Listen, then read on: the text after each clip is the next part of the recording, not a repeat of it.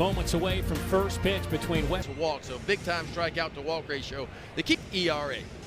That'll work.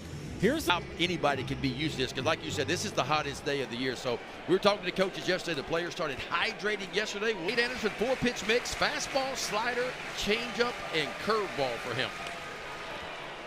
Guzman hanging in the numbers before the Clemson Regional for Guzman, 267 to 667. I think that works. That'll play. Here's the 2-2. Fouled off again. And look, this West Virginia was a team, too, that ended the season really not like they wanted to. Their final 13 games, including the Big 12 Conference Tournament, they were only 4-9, and the offense was off a little bit, just a little over 5 runs per game, but they picked it up in regionals just like LSU did. They averaged 8.7 runs per game to sweep through their Clemson Regional.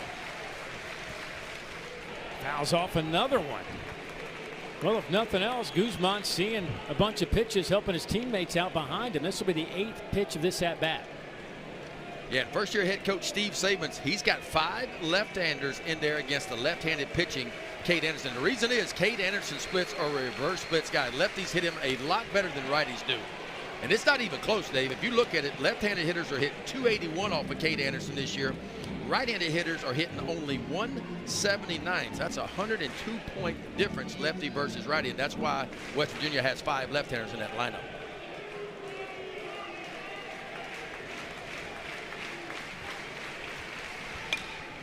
Got him to pop it up left side. Curriel toward the line, and he'll make the catch in foul territory. And it took a while, but finally Anderson able to get Guzman.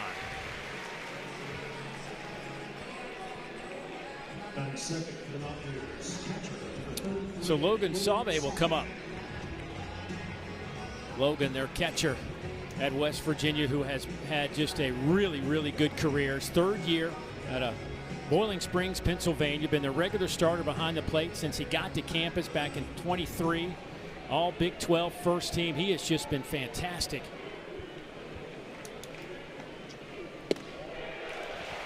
.289 with 8 homers and 36 runs batted in. He has a dozen doubles to his credit. Hit over 300 a year ago with 8 homers and 8 doubles. There's the first changeup of the day right there. And Cade Anderson, when you talk about him, his pitches and how they play together, he's really good against right-handed hitters, throwing that fastball away and throwing that changeup out of the same window in the same spot.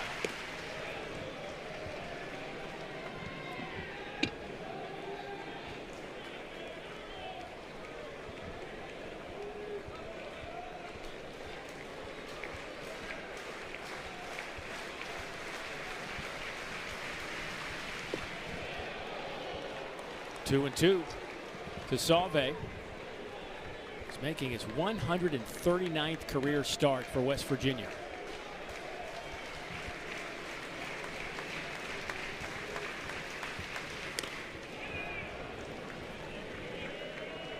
Well, the guys in the dugout getting a look at Cade Anderson's arsenal of pitches here in the top of the first. They're doing exactly what they want to do. Try to push that pitch count up, see as many pitches as you can. Because in a perfect world for a pitcher, you'd like to get through the lineup the first time and maybe save a pitch for the 2nd or 3rd time through. West Virginia's not allowing him to do that so far. Sharply hit right to 3rd. Michael Braswell to 3rd across the diamond. That'll be 2 down. This defense for LSU has been outstanding this year. .982 fielding percentage. That is #1 in program history. You look around that infield, Braswell, 3 errors on the year. Milam at shortstop, only 3 errors on the year. Dickerson over at second base, just 4 errors on the year. It's been a big strength of this LSU team. The run prevention has been outstanding. The pitching staff, #7 in D1 baseball when it comes to ERA, and that defense, top 7 in the country as well. 3-hole hitter Kyle West, the left fielder. First pitch he sees, fouls it straight back.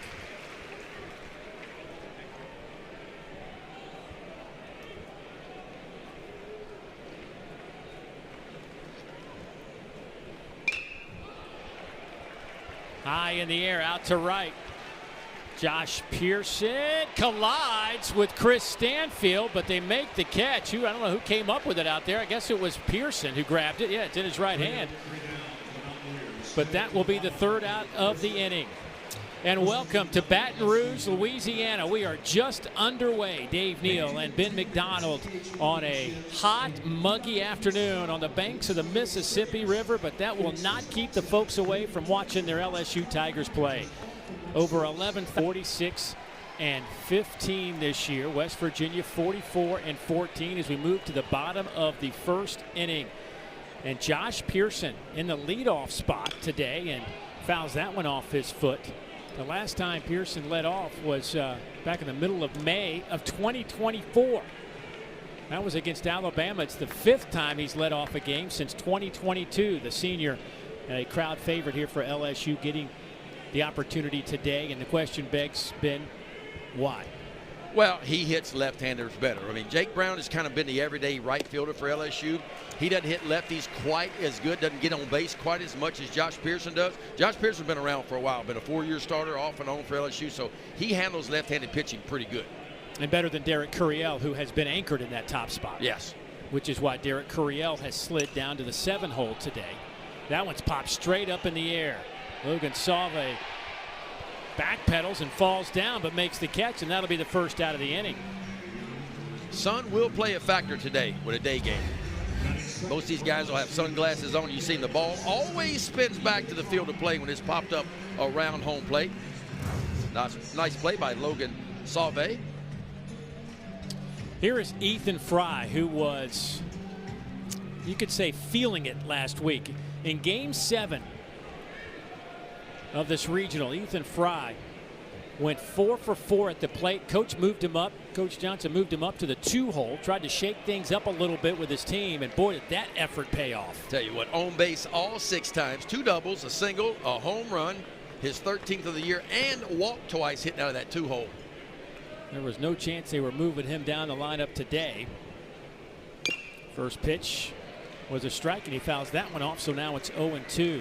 The pride of Rose Pine, Louisiana, Ethan Fry. All 6'6", 225 pounds of him. Getting everyday action. This is his 3rd year on campus, getting everyday action for LSU for the first time in his career. Hadn't had a home run in his career till this year. And he's got 13 of them with 49 runs batted in. That one's lifted high in the air out to right center. Who's going to make this play? It'll be the center fielder, Skylar King. And that is 2 down. There is Jay Johnson, of course, won the national championship back in 2023. It had been a while since LSU had captured a national championship, but this is a team that, again, was #1 beginning of conference play, was #1 in the country at the end of the regular season. Shows you how good the SEC was this year, but they were the #1 team in the country, but finished 3rd in the regular season standings. Yeah, Jay Johnson's 4th year on campus here at LSU, and all he has done is average 46 wins per season since stepping foot on campus. Jared Jones, the junior first baseman. That's kind of what you're going to see from Kern right there. Fastball, slider, changeup. Fastball is going to be in that 88 to 92 range. He'll use it a lot. Nearly 60% of the time he's going to throw that fastball, but it's his best pitch. Opponent's hitting just 209 off of Kern's fastball. Jared Jones, a semifinalist for the 2025 Dick Howser Trophy, is #2 in the SEC this year in RBIs with 69. He's 4th in the conference in hits with 80 and 5th in home runs with 20. 28 last year, long balls, 20 of them this year.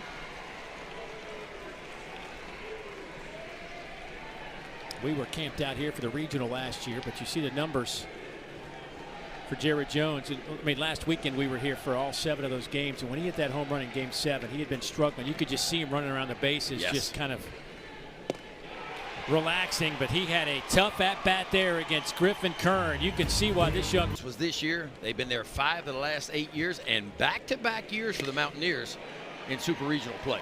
Sam White, first pitch he sees off the end of the bat, just drops it in out in center field, so a good start for the Mountaineers here at the top of the 2nd inning.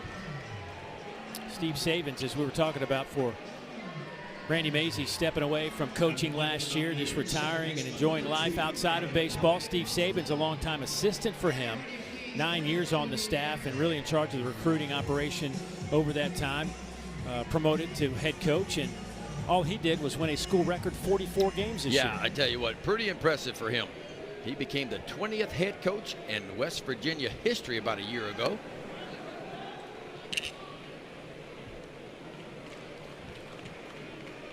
West Virginia will send Gavin Kelly, the freshman, up to the plate with one on.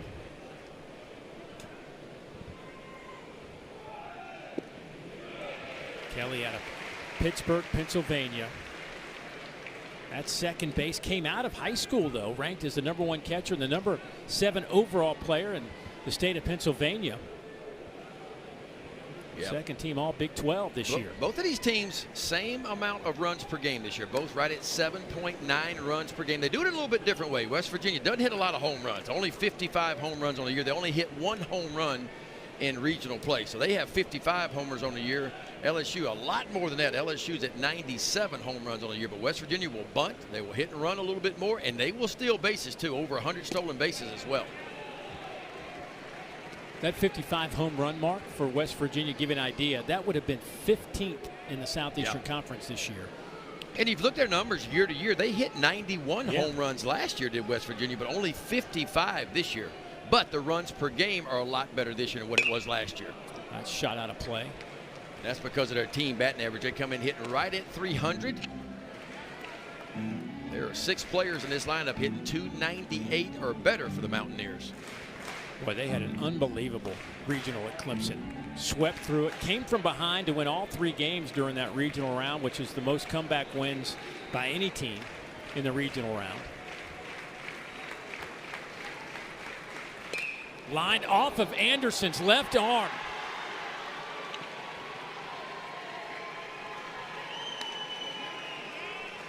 Boy, that popped him. It looked like right in the bicep area. Yeah. Near the elbow. Right around the elbow. I couldn't tell if it got him in the back or the front of that elbow, but it was a bullet off the bat of Kelly. Well, this is the last thing LSU wanted to happen right here.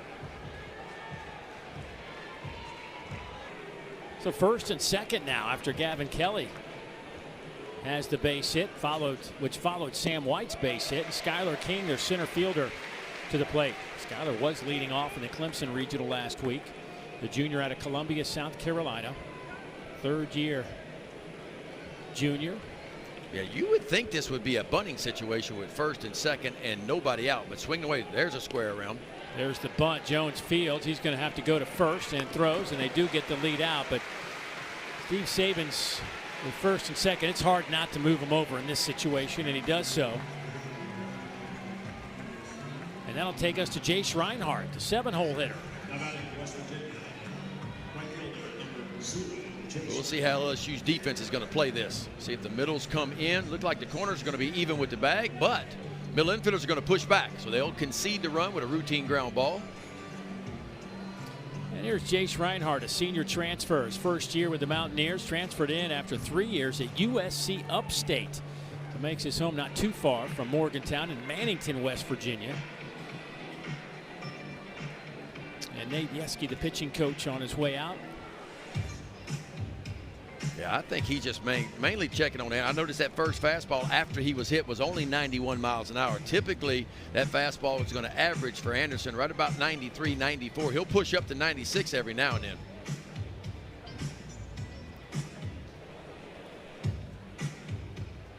So is this kind of a conversation perhaps where Nate Yeske saying, if you can't be 100%, we don't want you out here? I mean, just a feel, because a lot of pitching coaches like to go out there and look you in the eye and see what you're saying, see what you're feeling a little bit, see if you're kind of BSing them a little bit, if you will, you know. But Cade Anderson's an ultimate competitor. I mean, both of these pitchers on both sides of the ball. Kern for West Virginia, a big-time competitor, too, and they want to pitch. I mean, that's why they come to school, to pitch in these super regionals and be in these types of situations, to be able to pitch their team to Omaha. West Virginia knocking on the door with only 1 out here in the second inning. 2 runners in scoring position for Reinhardt. 2-time All-Big South performer. First pitch, ground ball. They're going to have to go to first, and the Mountaineers will score first. That'll get a run home. There are 2 outs in the inning, and West Virginia leads it 1-0. That's how you do it right there. First and second, nobody out. You put a bunt down, you move them to second and third with 1 out, and then just a routine ground ball nets the first run of the game for the Mountaineers. Well done. And that's what this team does. They don't strike out a whole lot. Their situational hitting is really, really good. Just a routine ground ball to Braswell, who makes a nice play over at first. And now Ben Lumsden, West Virginia's first baseman, making just his 5th start of the year. He was one of those guys that got thrown in the lineup at the Clemson Regional. Lumsden went 3 for 13 in Clemson, but produced 5 RBIs. The junior transfer out of UT Arlington. It's been 1 year there, 2nd year now with the Mountaineers out of Simpsonville, South Carolina. He played a bunch last year, started 50 games. Did he go? No swing, says Mike Victor, our third base umpire.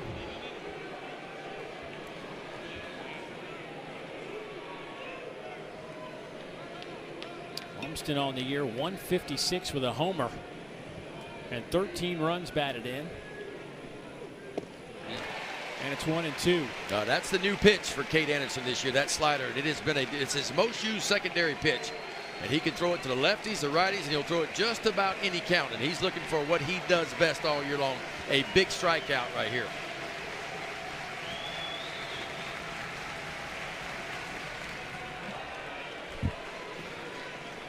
Lumsden fouls that one back.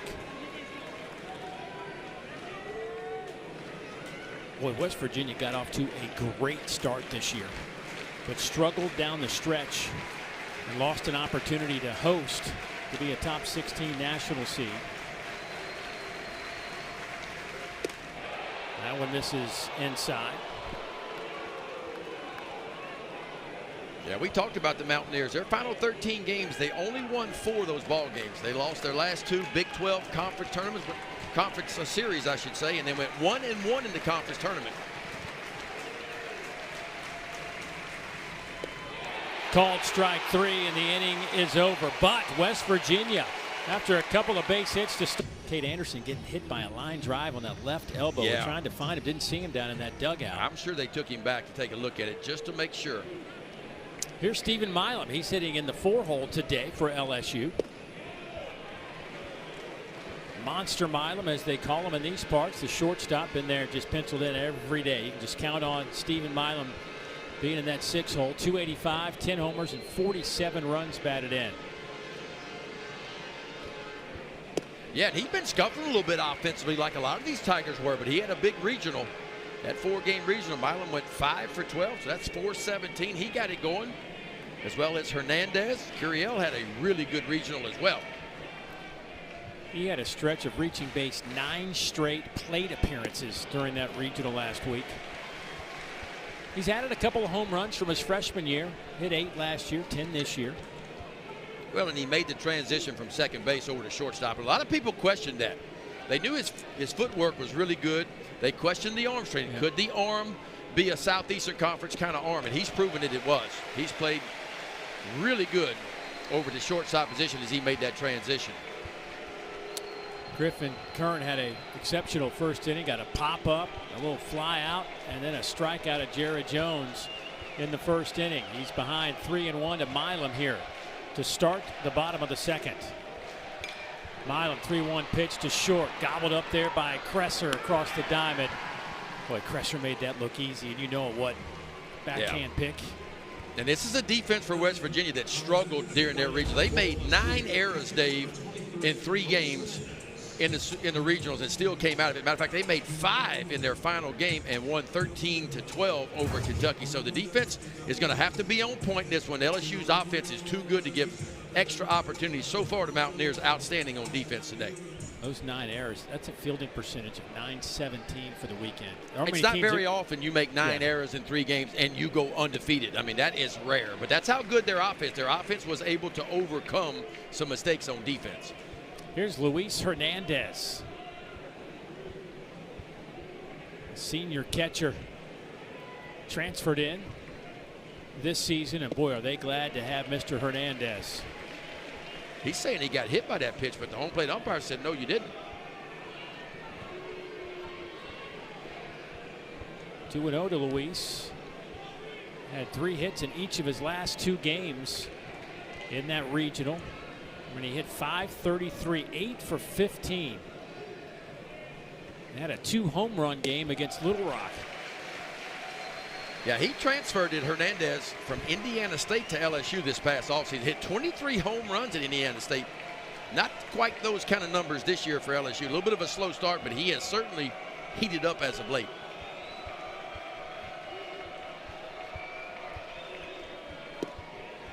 He looks at a strike. It's 3-1. What's crazy about Hernandez, we're talking to Jay Johnson about him yesterday in our meeting, that they really needed a quick catcher. I mean, they had to go find somebody to kind of anchor that spot. But he only caught 4 games last year at Indiana State.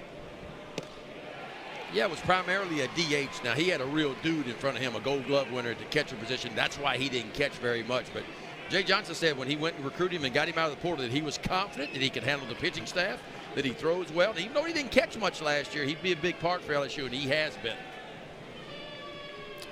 The 3-2.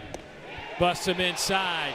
Boy, what a job by Kern. Down 3-0 in the count, 3 straight strikes, and gets Hernandez looking. Boy, I tell you what, all the way, that's what you call coming all the way back. Fastball, 3-2 count. Now, that ball might have been about a ball off the inside part of the plate, but well done by the catcher, Salve. He kind of stole that one and ripped it back over the plate. Big time pitch for Kern.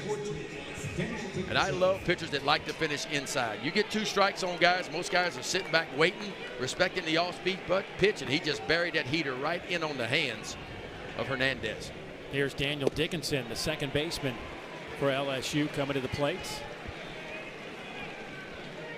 And Griffin Kern is a horse, folks. I mean, 110 plus pitches in 4 of his last 5 starts.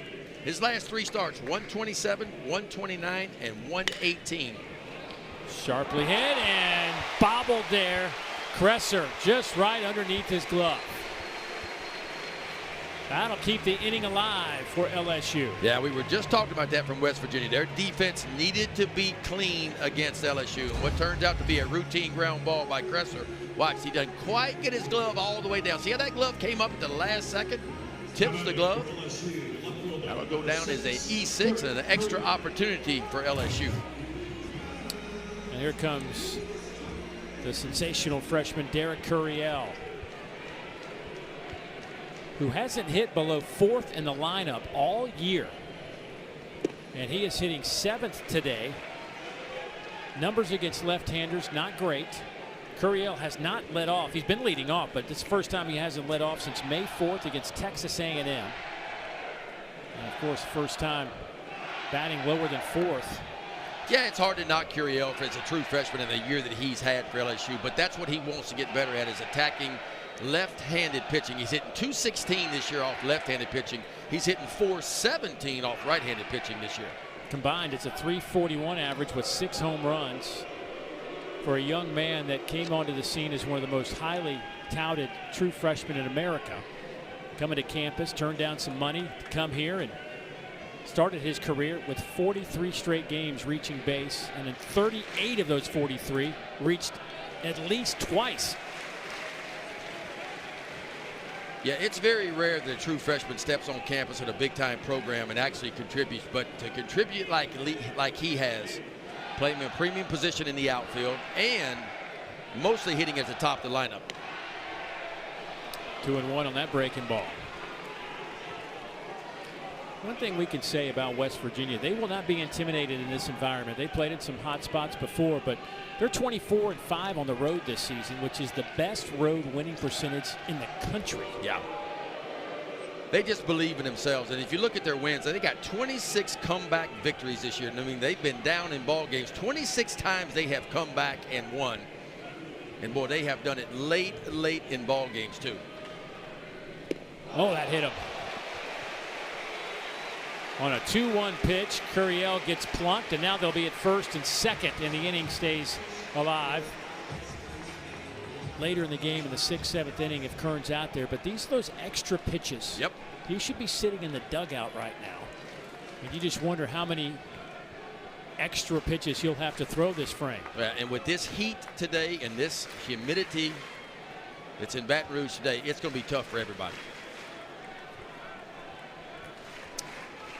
Here's Michael Braswell III, the senior, Second year at LSU, transferred in from South Carolina. See the wind blowing. Thank goodness there's a breeze today because it is steamy, steamy, steamy here in Baton Rouge, but wouldn't expect anything else in June. It is June in Red Stick, and this is what you get.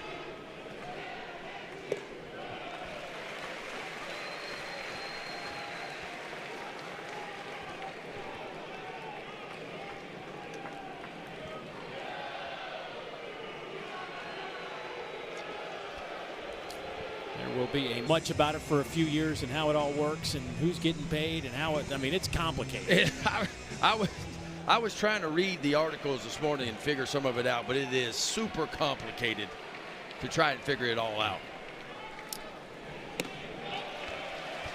Here's what you need to know. There'll be money distributed by the universities to the student athletes now, directly.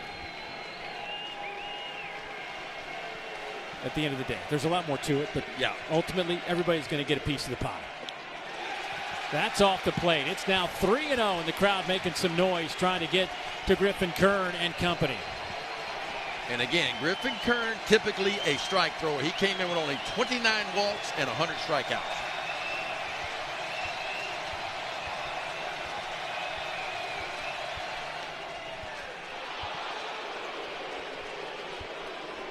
No matter where that pitch was, the crowd was going to boo if it wasn't a ball.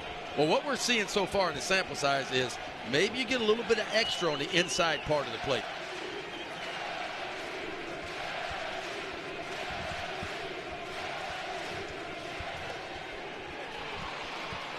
Three and two. He battled back once this inning from a 3-0 count to get Luis Hernandez on a called third strike. Can he do it again to Michael Braswell?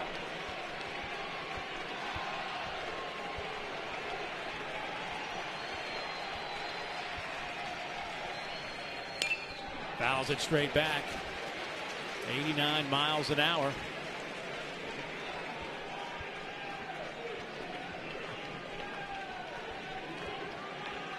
A Division II pitcher is pitching in a super regional in Baton Rouge in game one.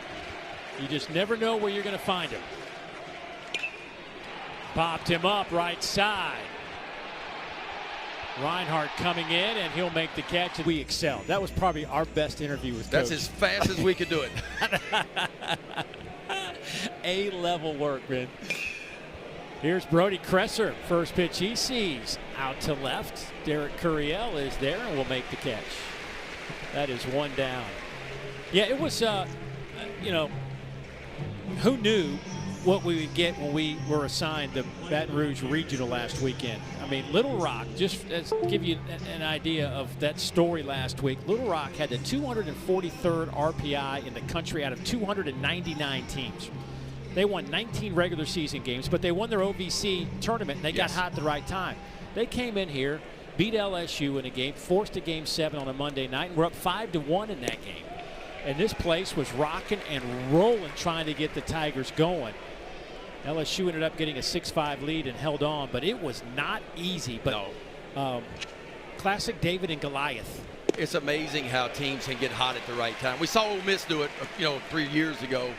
One of the last teams to get in the field, they go all the way to Omaha and win the national championship, their first ever national championship. Little Rock kind of did the same thing. I mean, they lose 13 of their 14 final games of the year, and yet they go to the OVC tournament in a tiebreaker. They get in, sweep through the OVC tournament, find themselves in a regional, and then they go down 7-0 in game one of this regional. Everybody said, well, it was a nice run for Little Rock. And all they did was knock off Rhode Island. Then they knocked off DBU. Steve Saban's taking a quick break for a moment. I think he's trying to give his guy a little bit of a break because that was a quick first out, first pitch pop up by Kresser, and then that strikeout in 4 pitches. And on this kind of afternoon with this heat, boy, you need your guy Griffin Kern maybe catching his breath for a moment. No doubt, because his pitch count is getting up a little bit. Jay Johnson talked about that. That's kind of LSU's idea offensively. If you look at LSU offensively, they see the 5th most pitches in college baseball, a little over 4 pitches per plate appearance. And so they like to wear down the opposing pitcher and then eventually get into that bullpen. That one misses inside.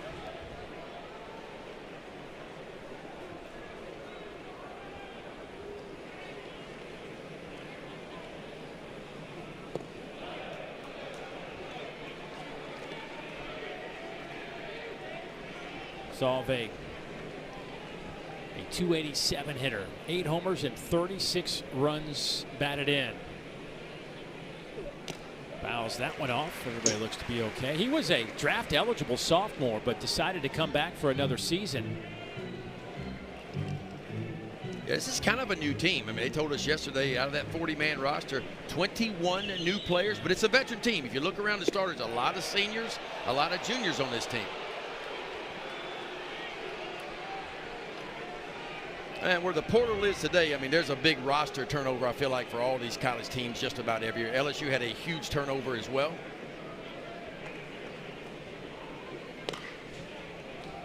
Three and two on Salve. Yeah, Cade Anderson respecting that power of Salve. 8 homers, as you mentioned, on the year. 3-1 count. Think if you get in fastball, and Cade Anderson takes a little bit off with the changeup to get back in the count 3-2.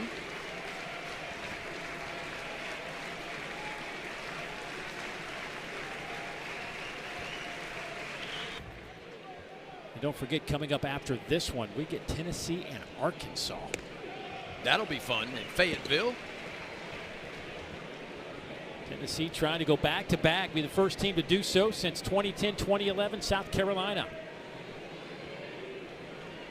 Got to get through that super in Fayetteville to do so. We're at the bottom of the 3rd inning. 9-hole hitter Chris Stanfield to start things off for the LSU Tigers, the junior out of Tallahassee, Florida.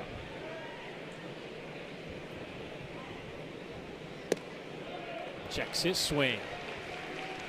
Stanfield transfers in from Auburn and just grabbed that center field spot right away.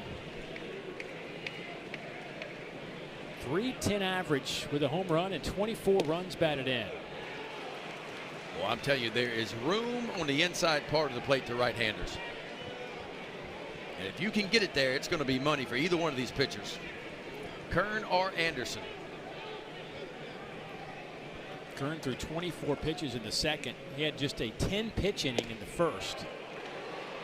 But I love the way he's pitched, though. He is shoving that slider and he's shoving that fastball inside to right. He's trying to speed that bat up, and he'll eventually get to that changeup.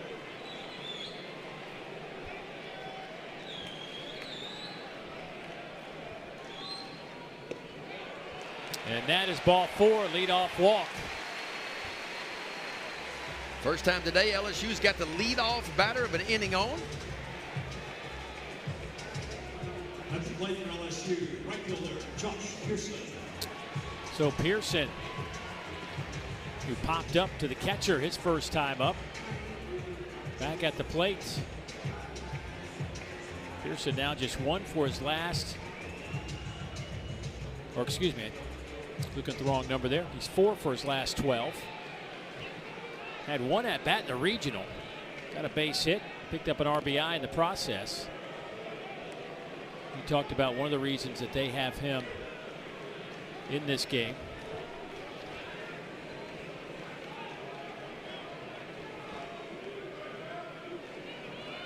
Is his ability to hit left-handers. Yeah, he actually hits left-handers, Dave, better than he does right-hander, and that's why he's leading off. He's hitting .324 as Josh Pearson coming in against left-handed pitching, .284 versus right-handed pitching. I feel like we've seen these backward split things a lot this year, a lot more than usual. Sometimes it doesn't make sense because a lot of these kids grow up, you know, in travel ball, high school ball, lefty versus lefty. It doesn't give them a problem. It seems like they get the pro ball and they go, oh, by the way, you can't hit left-handed pitching. You know, you're going to be a platoon player. But Pearson's one of those reverse splits guys where he can hit the lefties or the righties, and much better against left-handed pitching, I should say. And if you watch him, the reason is he stays in there. And you talk to any, and look, Kern's a tough guy to stay in there on, because if you watch Kern pitch, he throws across his body. If you see where his right leg steps, it steps towards that first base dugout. So he's throwing across his body. And if you're a left-handed hitter, you got to almost feel like the ball's coming at you. This could be 2. They're going to get the out at second and stop right there. So Pearson will be safe at first, but Stanfield heading back to the dugout, and that is the first out of the inning.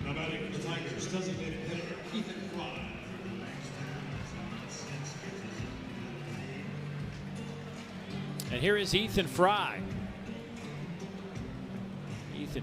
Flew out to center field his first time up.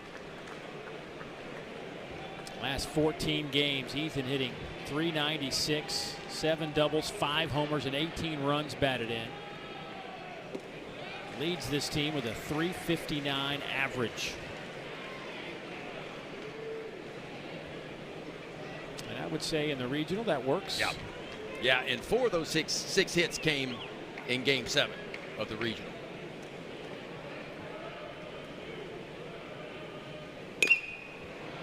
High chopper. They're going to step on the bag, throw to first, and they can't pick it at first. Lumsden almost grabbed it. Fry safe at first, but another force out at second base. Boy, and another play. And look, this is not an easy play, but it's a play that should be made. This is just a high chopper, and you see the shortstop catcher steps on the bag, catches it, but the throw wasn't good enough. West Virginia should be off the field, but it's going to cost Kern a few more pitches. And in this heat, man, that pitch count's going to get up, and that's what I keep talking about West Virginia. They got to make the routine play and get off the field to try to save some bullets for Kern. They'll play a little shift here for Jared Jones. Jared struck out looking his first time up. Last 6 for Jared, just 148. 4 hits, 27 at bats, but one of those hits was a home run in Game 7 last week. Well, we watched Jones take batting practice yesterday and today, and he was working really hard on letting that ball get deep, let it travel, and trying to power it out towards right center field. That's kind of where he's been lately, just a little bit out in front of the all-speed stuff. So he's trying to sit back a little bit more and let that ball travel and find the barrel to the backside of the field. That one is popped up out of play.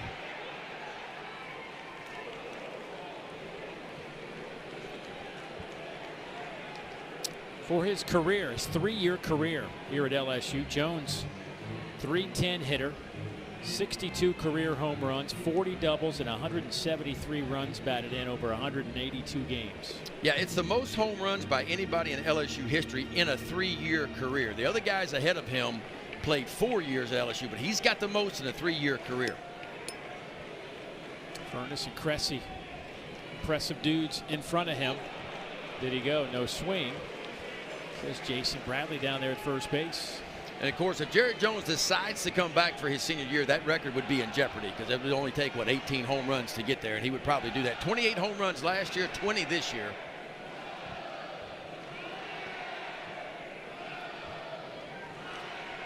Young man out of Marietta, Georgia. Call him the Bear.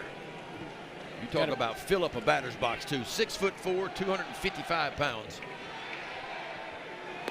Got a brother they call Moose. Yeah, we talked about that last week, and you hate to have pay that feed bill between those two because Moose is not a small guy either. His brother played some Division II baseball, older brother at Young Harris College in Georgia, and now coaching some high school baseball. Yeah, that's you can go broke. Those two in the house. You better find a buffet with those two.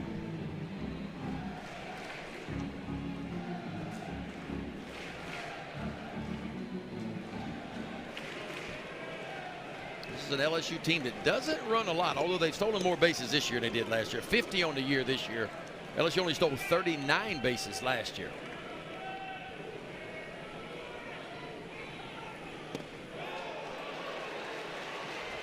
That just missed down. It's now full 3-2.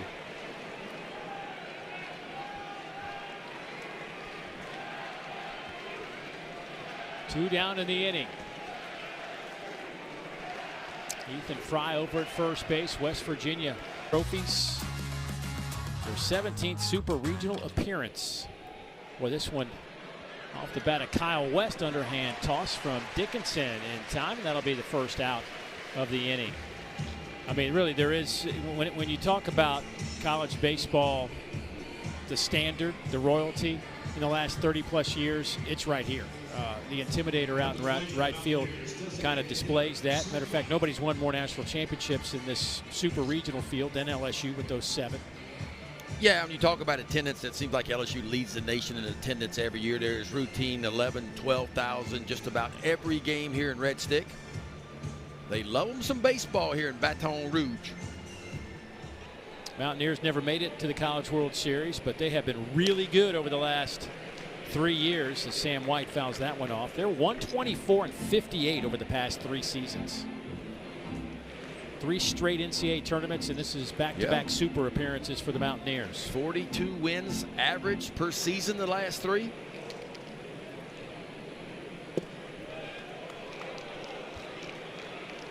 Cade Anderson got hit with a laser.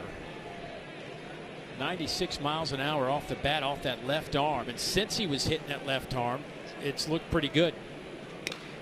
Yeah, the stuff is all of a sudden is getting sharper. For Cade Anderson, it's always about fastball command. That's his best pitch. Opponents only hitting .211 off of his fastball this year, which is a really, really good number. You know, he was a little shaky early in his regional appearance last weekend. It's the first inning blues and early in the ball game for Cade Anderson. Like most starting pitchers, what you have in that bullpen does not translate to the game mound a lot of times. I mean, you can't create the adrenaline flow you get in the bullpen than when a first batter steps in the box. It's totally different. And what you thought you had that was working down there doesn't necessarily translate to the game mound. And so it's your job as a starting pitcher to kind of figure out, okay, what is working today? How am I going to attack hitters today with what I have? And so far, Cade Anderson is starting to get really, really sharp with that breaking ball right there. Lefty on lefty. Mechanics are really clean, and that's why a lot of scouts and GMs like Cade Anderson. He's one of the few collegiate pitchers that actually project out at the MLB level to be a starting pitcher. That's what they love about him. It's a real 4-pitch mix, a guy that throws a lot of strikes. I mean, Liam Doyle over Tennessee leads the nation in strikeouts, and he is a hard throw, but he doesn't fill up the zone. His in-zone success not quite as good as what Cade Anderson's is. And I think Liam Doyle, if he cleans it up a little bit, could be a starter at the MLB level. Right now, for me, he projects out because he doesn't throw a ton of strikes. It's probably a back-end guy in the bullpen right now. Throwing 100. Throwing 100 from the left side. Yeah. It's 3-0 on Gavin Kelly. Gavin singled his first time up against Cade Anderson.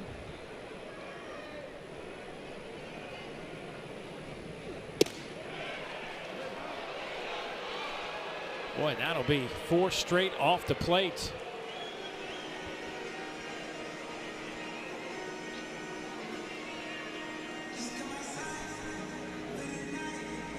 Maybe that's why he missed 4 straight, because Gavin Kelly's the guy that smoked him off the left arm his last time up. He's like, I'm not going to give you the opportunity here, buddy. Right.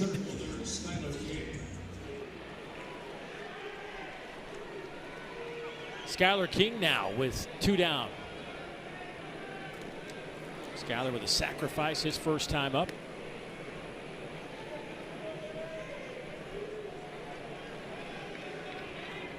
Skylar busted onto the scene last year for West Virginia, getting 45 starts as a sophomore, hit .258 with 5 homers. Been struggling a bit, which is one of the reasons he's kind of slid down in the lineup over the last 10, just 2 for 32, but went 1 for 11 in that Clemson regional. Cade Anderson keeping a close eye over at first base on Gavin Kelly. 14 stolen bases for him.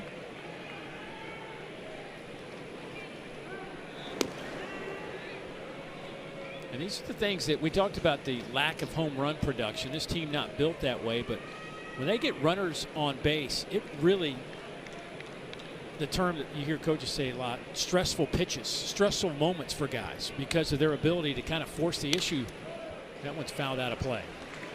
They want to speed you up. Speed you up, force you into a mistake, and they hit really well with runners in scoring position, something they do, West Virginia does really well.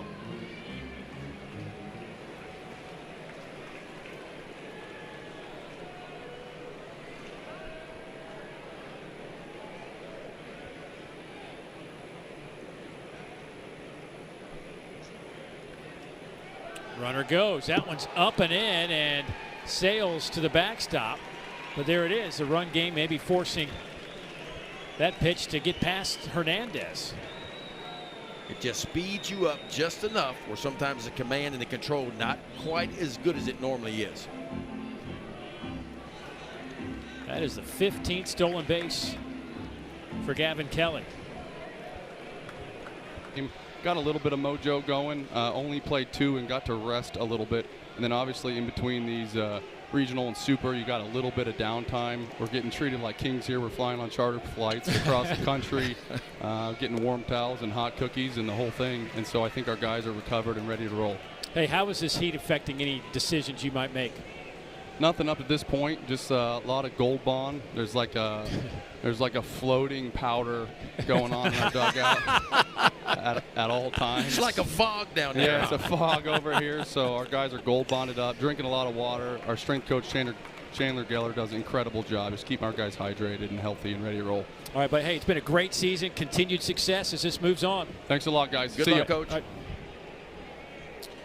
Our first time to kind of hang out with him yesterday, and man, he's an impressive, intense, tells it like it is. Yeah, man, there's Just no kinda gray area. in your face kind of dude. I love that. I can see why he would be somebody you want to play for, though. Yeah. That's high in the air out to left, certainly playable. And it'll be caught there by Kyle West. And Stephen Milam is retired. Again, he gets this job. Now, he's been on that staff under Randy Mazey, Steve Sabins was, for 9 years, and moved up to associate head coach the last 3 years, and kind of unofficially coach in waiting. And Randy Mazey steps away, who did such an unbelievable job just kind of putting this program in this spot. But that's a lot of pressure for a young guy to take over this job. And I mean, to come away with 44 wins, you've set the school record in your first year. Yeah, I mean, look, 5th time in 8 years. And so there's a lot of expectations there. Yep. They have been in the NCAA tournament. So he didn't inherit a program that was struggling. He inherited a program that was doing really, really well. Played in their first ever super regional last year. Back again this year. Luis Hernandez struck out looking his first time up. And it's 1-1 on the Tiger catcher.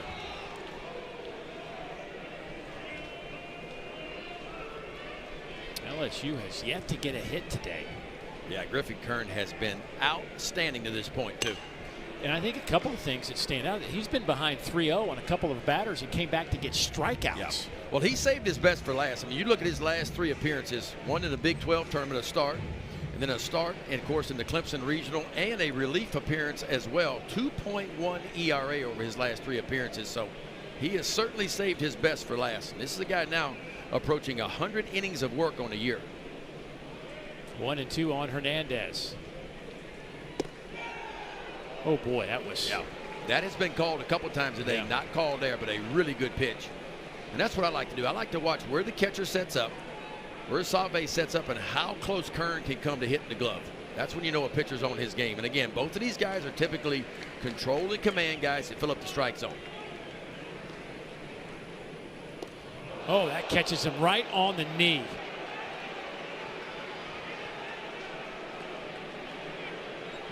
Gosh. 91 miles an hour, and that looked like it was square on the kneecap.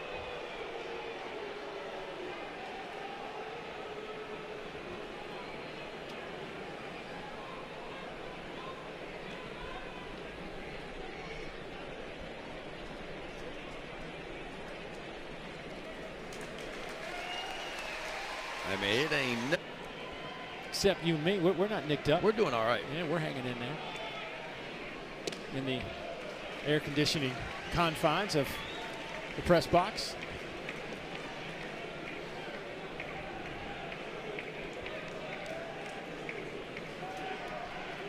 So Daniel Dickinson, with 1 out, steps in.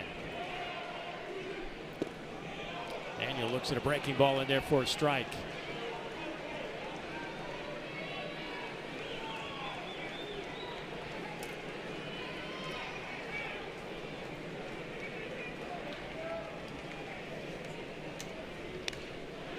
Fouled into the net. 1-2. Dickinson, junior transfer from Utah Valley, makes his home in Richland, Washington. In 2 years at Utah Valley, hit a combined .369 with 27 homers and 95 runs batted in. And last year was just, I mean, his season he put together last year was crazy. 367 average, 18 homers, 14 doubles, and let's not forget the 32 bags he stole. Well, he was one of the top guys in the transfer portal, top 5. Jay Johnson was able to go out and get him, and he has played a wonderful second base.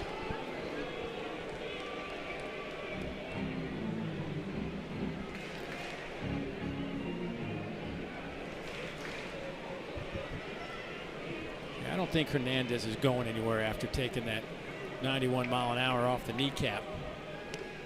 And that one catches Dickinson.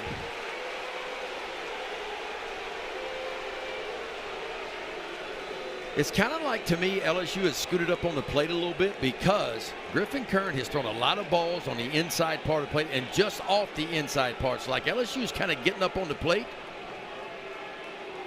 And I think Steve Savage wants to see if Dickinson didn't kind of lean into that one.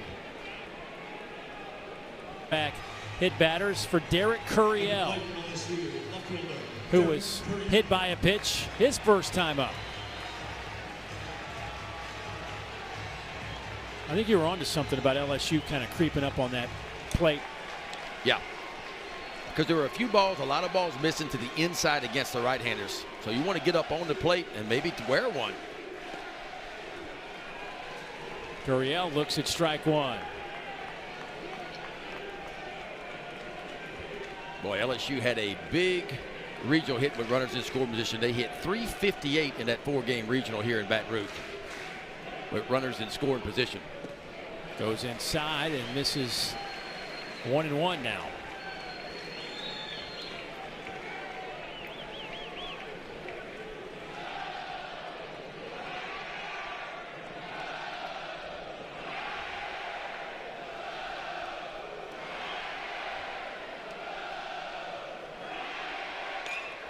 That one's down the line in left. Kyle West to the wall.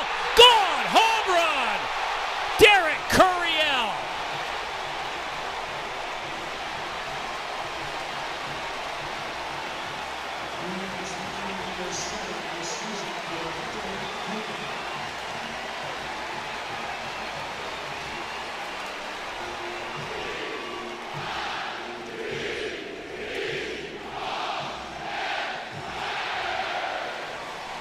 Come on, freshman. Who says you can't hit left-handers? Who told you you couldn't hit left-handers? How about a Weaver, folks? A 3-run shot to the backside of the field. Curiel's 7th long ball of the year, his 50th RBI, and he is fired up. And all of a sudden, LSU is up 3-1 on West Virginia. Michael Braswell the third now. Curiel's second home run versus left-handed pitching and his 7th of the year.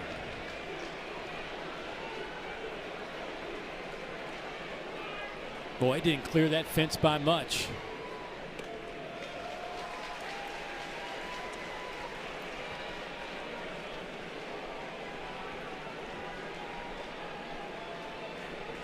Dropped down to 7th in the lineup.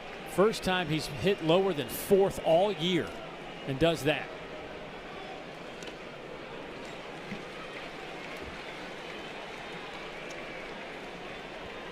Boy, the 2 hit batters, I mean, stating the obvious here, but free passes, man, whether they're walks, hit by pitchers, or they get on by error, they're free passes, and they will come back to haunt you.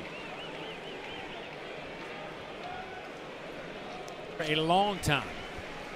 That or on eBay tomorrow, one or the other. There you go. Check the phone. Yeah, we got you. We got you. Y'all see me catch that? That's the best catch I ever made. Yeah, look at it. He's talking. Did you see that? He's telling his boy. Did you see that? Yep. Did you guys see that? Yeah, see how I got in front of that ball? Never flinched. Barehanded. Yeah. Yeah, bring your glove. I don't need a glove. Y'all save me the replay, please. Stanfield fouls that one back 2-1.